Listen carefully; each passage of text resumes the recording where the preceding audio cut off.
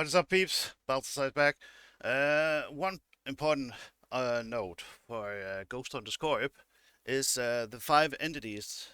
We got the Shadow, we got Revenant, we got the Child, the Demon, and the Poltergeist.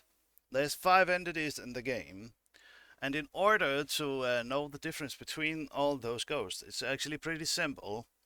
When you're in the house and you're using you got any house, actually, any map where you know the ghost will actually spawn. All you gotta do is ask the ghost to come here and keep your eyes open. You will see where the ghost will actually spawn, and it will spawn there every damn time you ask it to. If it's not attacking you, it will spawn right there. So put the spirit box there, and if you ask the ghost, the demon will look like a poltergeist, and opposite, the poltergeist can look like a demon. And the best way to know the difference between those two is the demon will always laugh. You will never get a laugh after you ask the question, for example, Ghost, can you talk to me? Or Spirit, can you talk to me? Spirit, can you talk? Or something like that. If it never laughs, it's not gonna be a demon, basically. Some says you can see it by the aggression level, but it's not true. Any ghost can be as equally as aggressive as the other ghost can be. Trust me, I have tried it. I have been up against a revenant that acted completely like the maddest demon ever. I've tried a child that acted like a poltergeist. I tried pretty much everything in this damn game. My record so far is 4 minutes and I died. So we all actually have it hard. Anyways, like I said, the demon will always laugh. So you know it is gonna be a demon if it laughs, and you will have in a voice in house basically.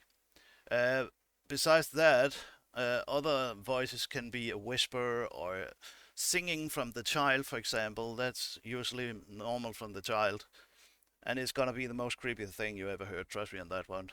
Anyways, next to that, there will be EVP or just radio, and those two you cannot figure out what kind of ghost it is.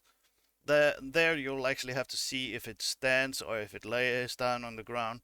The reason why I say that is because the Revenant, for example, will never stand. The Revenant always crawls on the floors, walls, ceilings. It always crawls on all four. You never see it stand. Then you know it's a Revenant. And you will need the mirror statue. For the child ghost, it's pretty simple. It's gonna look like a damn child. If you think it's a child, well, there is actually one type that can be difficult to spot.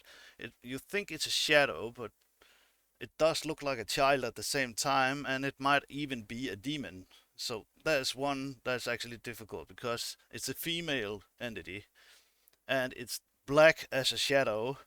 However, this shadow will always be a blurry spot, basically. You will never have firm any firm signature about the shadow, basically.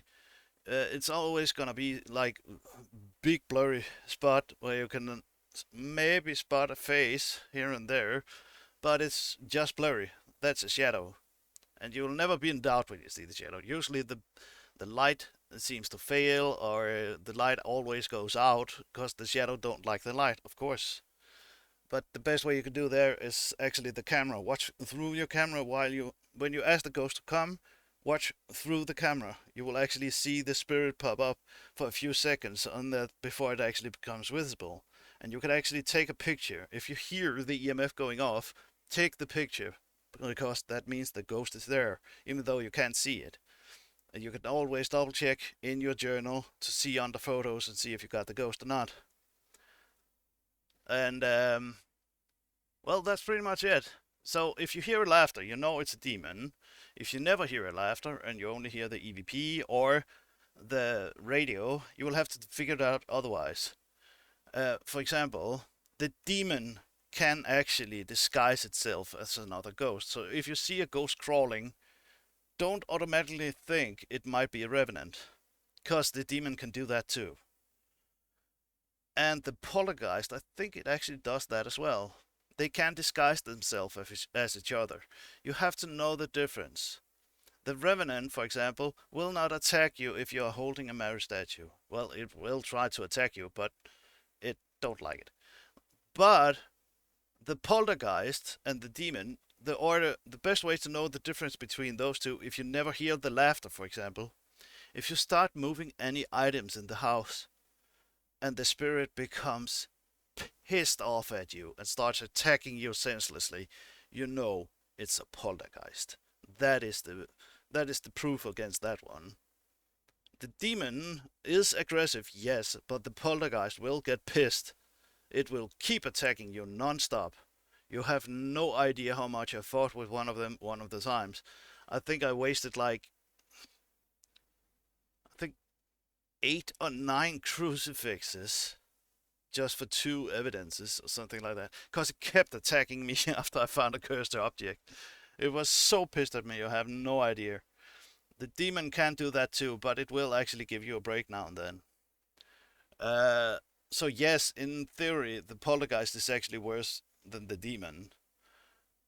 But in my opinion, the most scary thing is actually the ghost that is a child. Because hearing that child song coming from nowhere, that actually creeps me out every damn time. But that is basically it with those entities.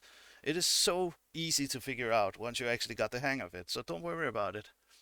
Uh, so till there actually comes a new update about this game, I think I covered it all here. Till there comes a new update, Balthasar's out.